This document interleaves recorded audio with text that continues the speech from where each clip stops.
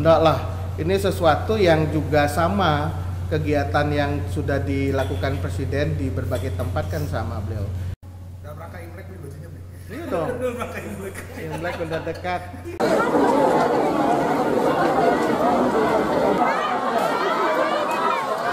Iya, ada beberapa kegiatan beliau tentu terkait dengan pengecekan harga ya, bahan-bahan pokok, dan kemudian juga beberapa kegiatan terkait dengan bansos, bantuan sosial yang memang dilakukan Presiden di beberapa daerah, dan sekarang adalah di Yogyakarta.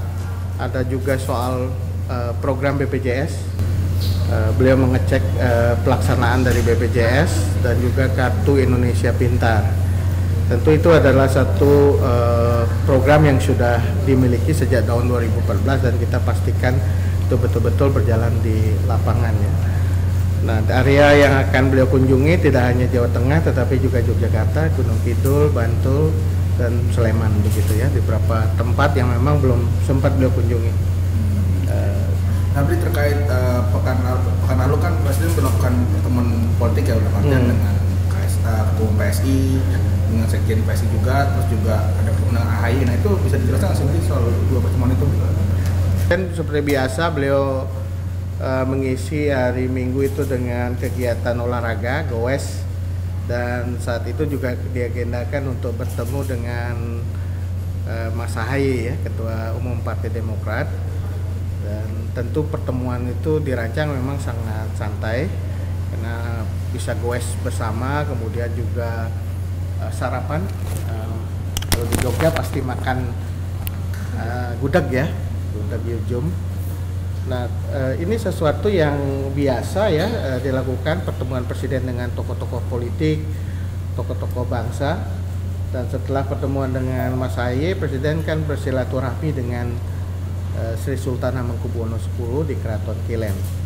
Ini juga satu kunjungan silaturahmi seperti biasa beliau lakukan karena setiap beliau menginap di Istana Kepresidenan Yogyakarta di Gedung Agung, beliau menyempatkan untuk silaturahmi kepada Sri Sultan, dan ini adalah silaturahmi juga yang dilakukan oleh beliau pada kunjungan kerja di Yogyakarta dan Jawa Tengah. Saat kunjungan akhir pekan itu kan Pak Presiden bertemu dengan pejabat-pejabat politik ya di Jogja seperti yang tadi disebutkan. Tetapi saat bersamaan juga di daerah lain ada harlah P3 yang salah satunya juga partai pendukung pemerintah gitu. Setelah Pak Presiden nggak hadir ke harlah PDIP dan sekarang nggak hadir ke harlah P3, apa itu menunjukkan sinyal-sinyal nggak ada? Oh enggak lah, beliau tentu tidak bisa hadir di harlah P3 karena sudah direncanakan untuk beberapa acara di Yogyakarta dan di Jawa Tengah. Di sebelumnya kan agenda yang di hari Sabtunya itu kan agenda Presiden itu kan di Jogja, salah satunya sepak bola. Maksudnya agenda yang sudah direncanakan jauh hari itu apakah juga agenda sepak bola? Nah, itu konteksnya karena kesamaan itu harlahnya P3. Oh, bukan. Itu konteksnya karena besoknya hari Minggu kan ada pertandingan tim Indonesia dengan Australia ya, jadi untuk memberikan support juga dan juga mendekatkan dunia olahraga sepak bola pada anak-anak muda, terutama generasi muda sekarang ini kan proses untuk memperkuat talenta-talenta di bidang olahraga sepak bola itu harus kita galakkan, terutama di kampung-kampung di tingkat daerah itu harus juga berlangsung. Dan menjelang momen pertandingan itu Presiden menyelenggarakan itu atau hadir di dalam proses latihan yang diselenggarakan klub sepak bola anak-anak ya. Tapi pergerakan Presiden yang agak intens di Jateng dan DIY itu lebih kemana ya? Karena juga ada sinyalemen, ada kaitannya juga dengan. Enggak lah, ini sesuatu yang juga sama kegiatan yang sudah dilakukan Presiden di berbagai tempat kan sama beliau. Itu memastikan kebutuhan pokok rakyat itu tersedia, memastikan program-program pemerintah itu berjalan, termasuk program prioritas yang terkait dengan masyarakat. Dan memang wilayah yang belum dikunjungi itu harus dikunjungi lagi supaya memastikan itu berjalan. Beli sebelumnya kan waktu ditanya Presiden kira-kira akan ikut kampanye atau tidak, kan kata Presiden kita lihat nanti. Nah ini sebelumnya ada pertemuan-pertemuan ini, apakah ini menandakan akan dimulai gitu Beli Presiden melakukan kampanye? Atau sampai saat ini kan belum ada rencana akan kampanye. Belum ada itu ya? Belum ada rencana. Mas Kaisang, berkaitan dengan bansos yang dibagikan Presiden, ini kan belakangan ini juga menuai sorotan. Apakah memang bansos itu harus dibagikan sekarang gitu di pemilu, tahun pemilu saat ini ya? Dan daya beli masyarakat nih saat ini bagaimana sih sampai bansos itu kemudian harus di...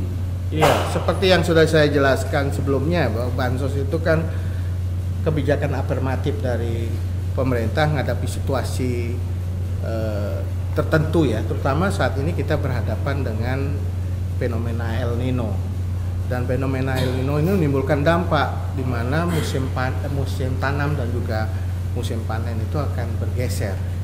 Dampaknya tentu pada kesulitan untuk mendapatkan bahan-bahan pokok terutama beras ya, karena memang situasi iklimnya tidak memungkinkan.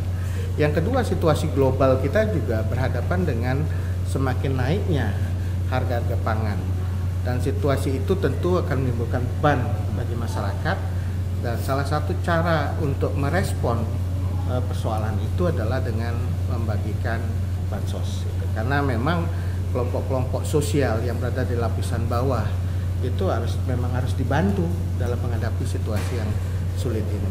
Jadi ini sebenarnya kebijakan afirmatif pemerintah yang sumber dananya juga dari APBN ya. Anggaran pendapatan belanja negara ini sumber dana dari rakyat juga. Ya. Tapi kenapa ketika membagikan bansos Presiden tidak mengajak Ibu Mensos, karena kan bansos ini kan sebenarnya tupoksinya Ibu Mensos juga. Karena terkait dengan cadangan pangan ya, ada Bulog dan Badan Pangan. Jadi lebih pada hal itu, termasuk juga mengecek mengenai keberadaan pangan di setiap daerah. Jadi yang diajak tentu berkaitan dengan itu. bukan karena status kepartaian. Enggak ada status Ini kepartaian. masih ada pertanyaan soal kemarin soal apa dihadirkan Presiden menyampaikan Presiden boleh kampanye, Iya. kemudian Oke. juga ada keterangan pers. Iya. Tapi juga ada pandangan bahwa ada pasal 283 itu yang belum diperhatikan. Di situ itu ada larangan bagi pejabat negara untuk melakukan kegiatan yang mengarahkan dukungan ke salah satu peserta, Iya. baik sebelum, selama dan sesudah. Iya. Itu gimana tanggapan? Ya, konteks dari pasal itu yang harus kita lihat ya. Jadi dalam menjalankan kebijakan, membuat keputusan, bahkan itu terkait juga dengan pelayanan publik, itu tidak boleh berpihak.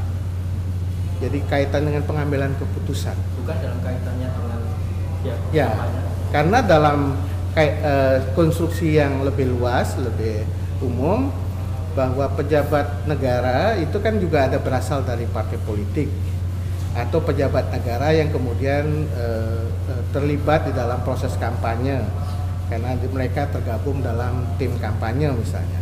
Nah, sebab pejabat-pejabat negara seperti itu kan diberikan keleluasaan untuk melakukan kampanye, terlibat dalam kampanye.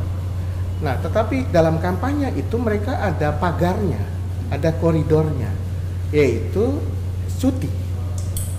Jadi semua atribut sebagai pejabat negara pada saat cuti itu tidak bisa dipergunakan, termasuk di dalam penggunaan fasilitas.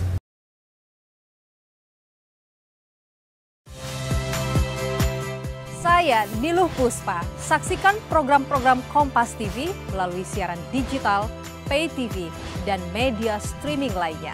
Kompas TV, independen, terpercaya.